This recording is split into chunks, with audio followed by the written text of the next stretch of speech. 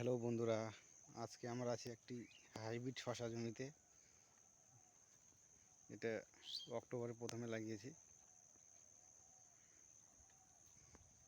দেখেন গাছ, এটা একটা করলার মাচা, বর্ষালি করলার ছিল, সেই করলার মাচাতেই আবার শশা লাগিয়েছি।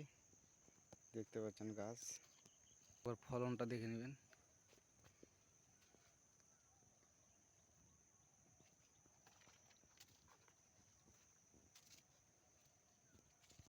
দেখেন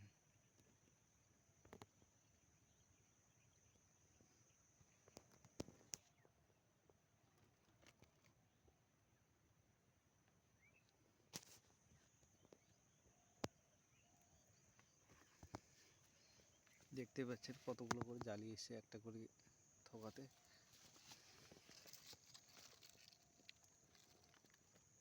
সাতটা আটটা।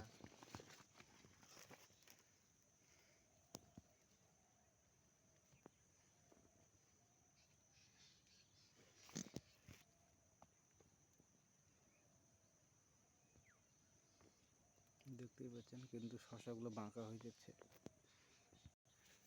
এটার জন্য কি স্প্রে করতে হবে একটু জানলে বলবেন।